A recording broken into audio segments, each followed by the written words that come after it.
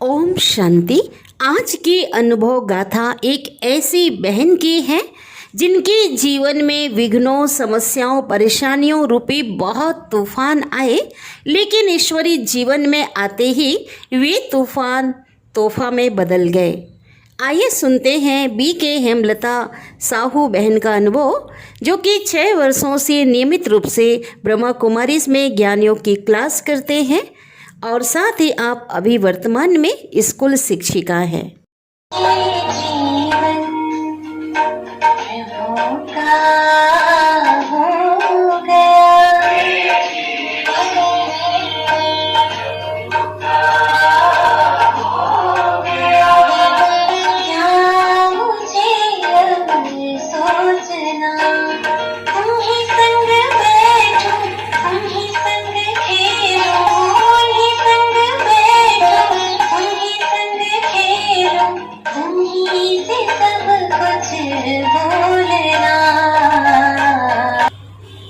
ओम शांति।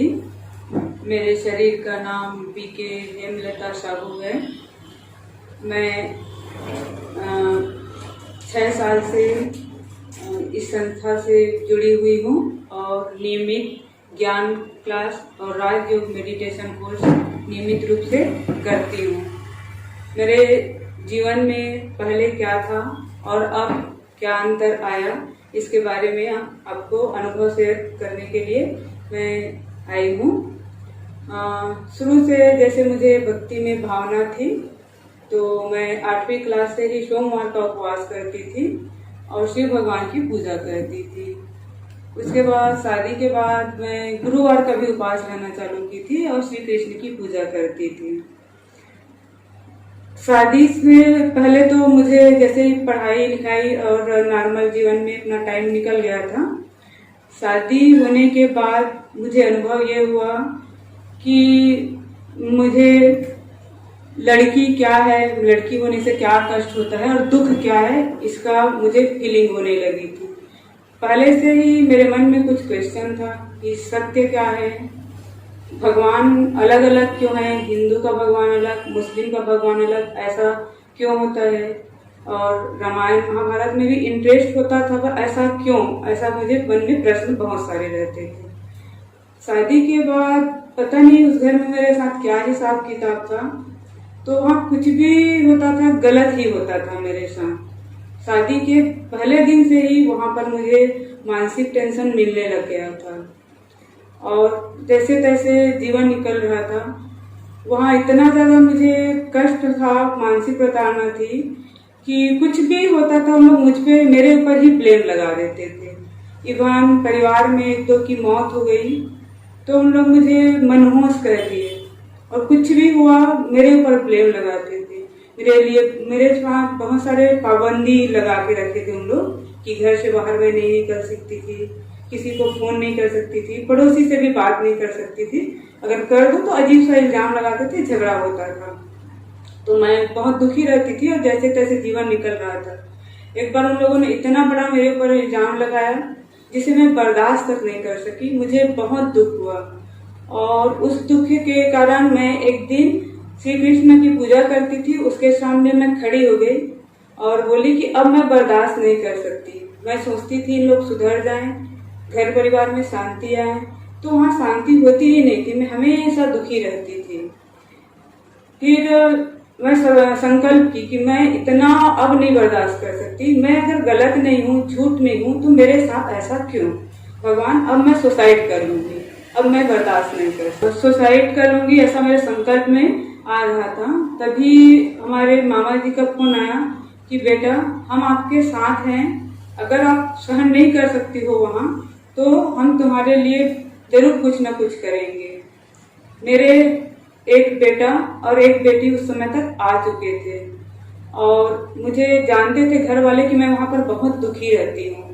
उन लोग खुद जानते थे क्योंकि बचपन में मैं कभी झूठ नहीं बोलती थी, मेरे घर वाले जानते थे। इसलिए मेरे घर वाले मुझे चिढ़ाते थे, मेरा नाम रख दिए थे हरिश्चंद्र करके। और यहाँ आई तो हर कुछ मुझे ही झूठा बना देते थे, मुझे ही मनहूस साबित कर देते थे और बहुत सारे मेरे लिए नियम पाबंद था, जो बहुत बड़ी स्टोरी रही मेरी 15 साल के लाइफ में। ज्यादा डिटेल नहीं कर रही हूँ फिर भी इतना था कि मैं सुसाइड करने की स्थिति तक आ गई थी। उसके बाद मेरा भाई आके हमको, मेरे दोनों बच्चों को लेके आ गए। लेके आने के बाद मैं बच्चों का एडमिशन भी यहाँ करा ली, पर मैं बहुत दुखी रहने लगी थी, परेशान रहने लगी थी। उस बीच फिर वो पारिवारिक मीटिंग हुआ, हंगामा हुआ और बहुत सारे बातें हुई। मेरे ससुराल वाले लोग बहुत सारे लोगों को लेके आए, सामाजिक मीटिंग भी हुआ। वहां पर उन्होंने स्वीकार किया अपनी गलती को और अब इस लड़की को अच्छे से रखेंगे करके माफी मांगे सबके सामने, और रोए गिड़गिड़ाए, कई बार आके माफी मांगे, अच्छे से रखेंगे ऐसा बोल के मुझे समझौता किए। तो बच्चों के भविष्य के कारण मैं वहां वापस गई। वापस जाने के बाद मेरी स्थिति तो वहां और बद से बदतर हो गया और साल भर ऐसा रहा कि मैं खुले आकाश को भी नहीं देखने के लिए तरस गई थी। मतलब मैंने देखा ही नहीं। मुझे मतलब बालकनी तक में जाने के लिए उन लोग ये करते थे, बंदिश लगाते थे, इस टाइप से चलता था। और साल भर रहे। उसके बाद हम लोग भिलाई आए थे हमारे पूरे ससुराल वाले परिवार के साथ। तब मेरे घर वाले ने मिलने आए, क्योंकि इन लोग साल भर तक मुझे बात नहीं करने दिए और बोले थे मिलने ले जाएंगे, तो मिलने भी नहीं ले गए। तो मिलने आए तो मेरे घर वालों को देख के मेरे ससुराल वालों ने एकदम हल्ला करना चालू कर दिया और झगड़ा हुआ। उस झगड़े के दौरान, क्योंकि एक बार मैं दोनों बच्चों को लेके आ गई थी, तो उन लोग दोनों बच्चों को कमरे में बंद कर दिए और इस झगड़े के दौरान मारपीट हुआ। और उस मारपीट के कारण मैं घर से बाहर निकल गई घर वालों के साथ और बच्चे अंदर रह गए, उन लोग कमरे में बंद कर दिए। तो इस प्रकार मैं फिर से वापस अपने मम्मी पापा के घर आ गई। मैं पढ़ी लिखी थी, मैं एमएससी थी और इसके बावजूद भी मैंने वहाँ 15 साल तक अपने घर में, अपने ससुराल में बहुत टार्चर सहन किया। मानसिक रूप से बहुत प्रताड़ित करते थे वहाँ। उतना सहन करने के बाद यहाँ आने के बाद बच्चे छूट गए तो मैं डिप्रेशन में रहने लगी। फिर भी मेरे घर वाले ने मुझे बहुत संभाला और भगवान शायद मुझे अपने पास बुलाना चाहते थे, इसलिए भगवान भी मेरी मदद करने लगे। एक रास्ता तो बंद हो गया पर दूसरे रास्ता मेरे लिए भगवान खोलने लगे थे, जिसको मुझे शायद मैं अज्ञान थी उस चीज से। इसी बीच मेरी यूएसए वाली बहन थी, उन्होंने बताया कि आप ब्रह्मा कुमारी सेंटर जाके वहां पर कोर्स करो। उस समय कोर्स सुनने की पर थोड़ा थोड़ा शिवानी दीदी का सुनने लगी। इधर घर वाले भी बहुत परेशान हो गए और मेरे हस्बैंड ने उधर तलाक का केस मदुरई में लगा दिए। अब इससे इधर दोनों तरफ से हमारे केस 4-5 केस चलने लगे मेरे ऊपर। उसमें एक केस आया तो उस समय शिवानी दीदी का चालू की थी सुनना, तो इतना पता था शिव बाबा और ओम शांति। और पहली बार बयान होना था, उस बयान में मैं पहली कभी कोर्ट कचहरी गई नहीं थी और मेरे सोचने समझने की क्षमता थोड़ा बहुत कम हो गया था। जो पढ़ी लिखी थी, होशियार थी पढ़ाई में भी, पर वहाँ 15 साल के टार्चर के कारण मेरी समझ की क्षमता जैसे कम हो गई थी। मुझे कुछ समझ नहीं आता था। मेरे घर वाले भी देख के परेशान रहते थे कि लड़की बहुत डिस्टर्ब रहती है। फिर भी बयान के दौरान मैं बहुत डर रही थी, तो मैं वहां जाके बयान में ओम शांति और शिव बाबा ऐसा बोलती थी, क्योंकि शिवानी दीदी का थोड़ा थोड़ा सुनना चालू की थी। तो उस केस में वकील मेरे से प्रश्न करते थे और मैं उसकी आंख में आंख डाल के ओम शांति बोलती थी मन ही मन में। तो वो जैसे मेरे से घबराया जैसे हो जाता था और जो भी मैं वो प्रश्न करता था उसका उत्तर मैं देती थी। मुझे ये पता नहीं था ये अच्छा है कि नहीं, पर मैं देती थी। पर वो आंसर शायद वो घबरा गया और अपने बयान को उस दिन वो आधे में ही रोक दिया था। तो उस समय से मुझे ओम शांति और शिव बाबा में विश्वास होने लग गया था। फिर बहन और प्रेरित की कि जाके कोर्स करो करके।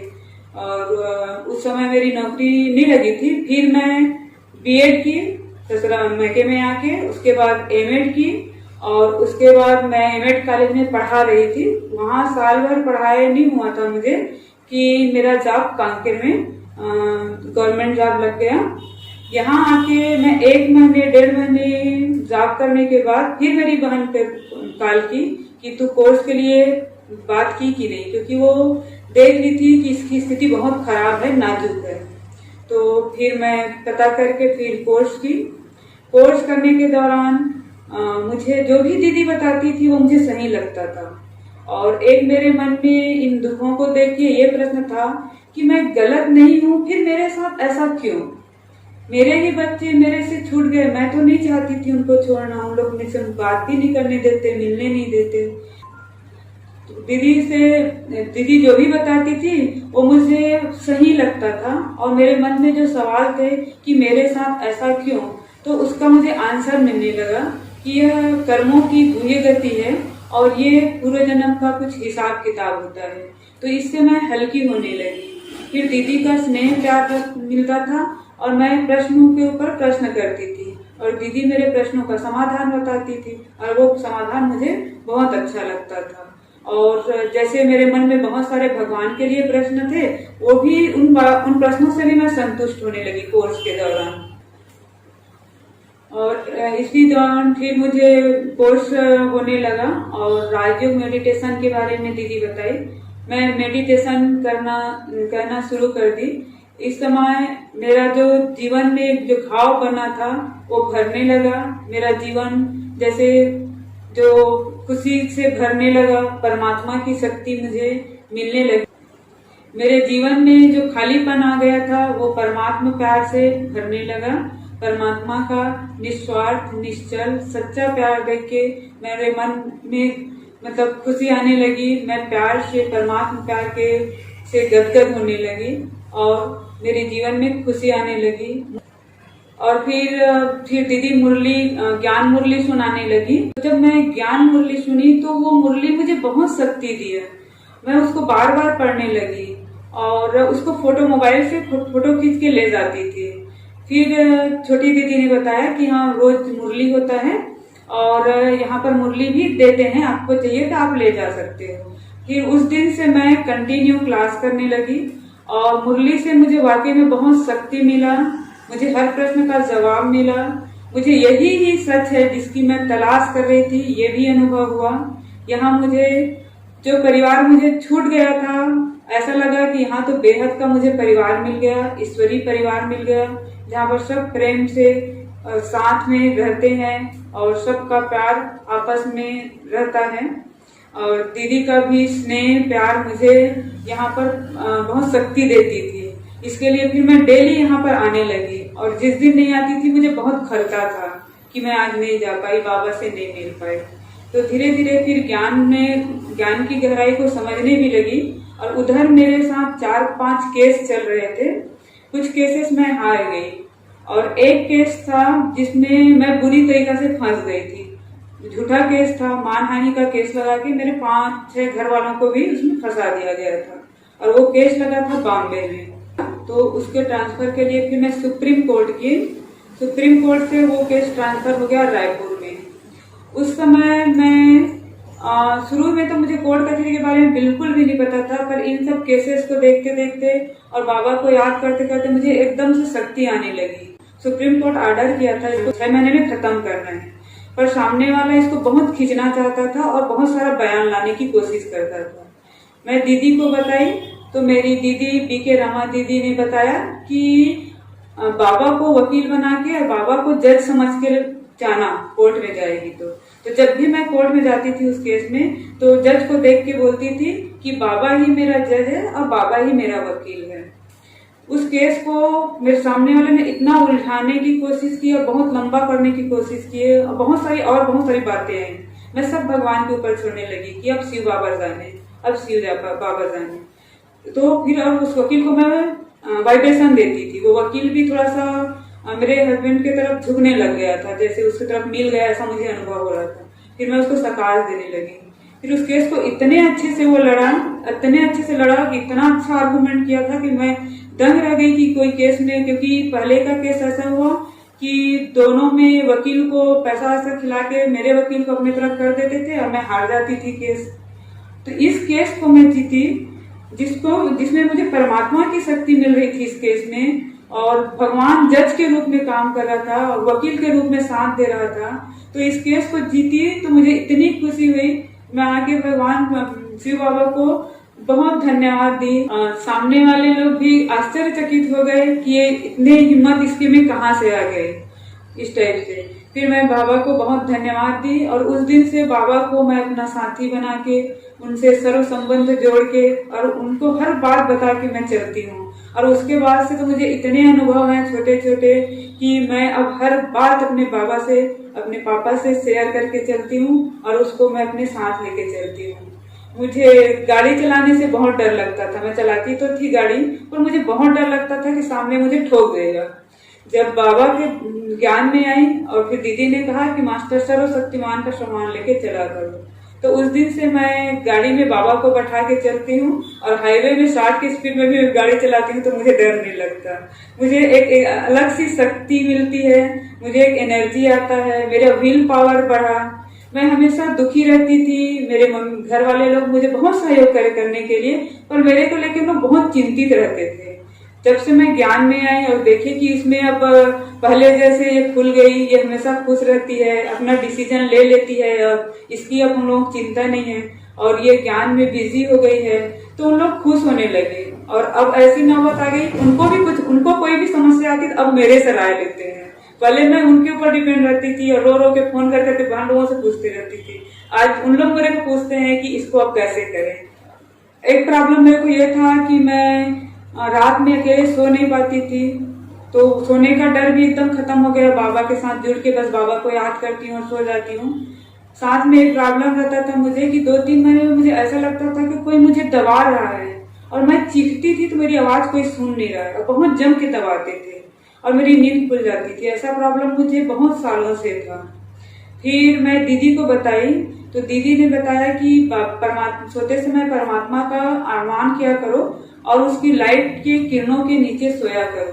तब से मैं घर को परमात्मा की लाइट से भर के सोती हूँ, ओरा बना के, और उस दिन से वो प्रॉब्लम भी खत्म हो गया और मुझे नींद नहीं आती थी क्योंकि मैं कभी अकेले नहीं रही थी, अब यहाँ अकेले रहना पड़ता था।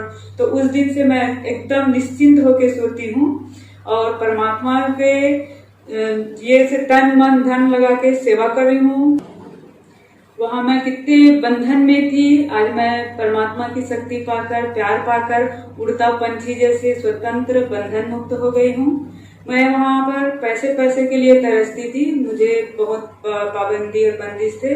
आज परमात्मा ने मुझे भरपूर मेरे झोली भर दिए हैं, मेरे पास खुद के जॉब है। अब मैं अपनी इच्छा से सब कुछ कर सकती हूँ और जो चाहे वो कर सकती हूँ, स्वतंत्र हो गई हूँ। ब्रह्मा कुमारी संस्था में फाउंडेशन है पवित्रता, जिसे मैं, जब मेरे परिवार टूटा तो मैं बहुत दुखी और परेशान थी, जिसे मैं तूफान समझती थी। आज मैं ज्ञान में आके मुझे लगता है कि ये तो तोहफा था मेरे लिए, जो पवित्रता का श्रृंगार भगवान ने मुझे करा दिया।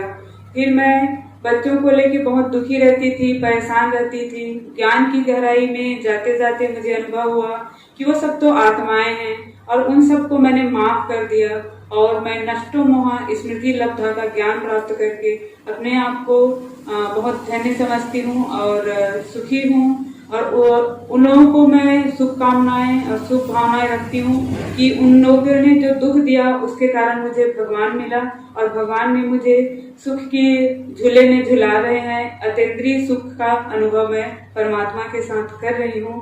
भगवान मेरा साथी है, भगवान मेरा सच्चा दोस्त है और भगवान के साथ मेरा सर्व संबंध है। भगवान मेरा बच्चा है, भगवान मेरा माता पिता है, सर्व संबंध उनके साथ है और खुदा दोस्त मेरे साथ सदा है।